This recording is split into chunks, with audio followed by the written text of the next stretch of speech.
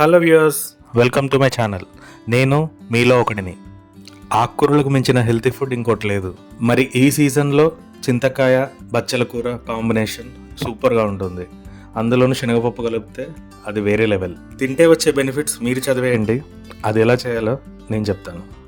బచ్చల కూర, చింతకాయ, పచ్చిమిర్చిని చిన్నగా కట్ చేసుకోండి. తాలింపుకి ఎంత కావాలో అంత నూనె తీసుకొని అది వేడపగానే అందులో కొంచెం జీలకర్ర, ఆవాలు వేసి అవి వేగగానే పచ్చిమిర్చి వేసేయండి.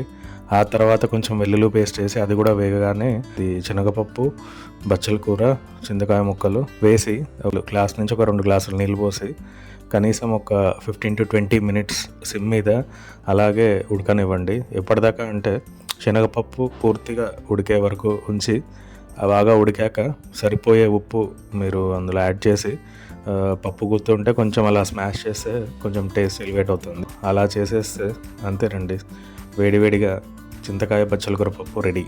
చాలా సింపుల్గా ఉంది చెప్పడానికైనా, చేస్తే కూడా చాలా సింపులే. సో ఇందులో పెద్దగా నేర్చుకోవాల్సింది ఏం లేదు.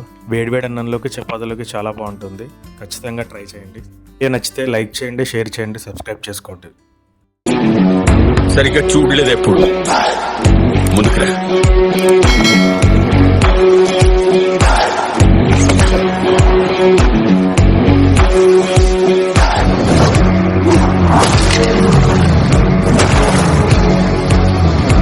స్టైల్గా ఉంది కదా, నాకు కూడా నచ్చింది.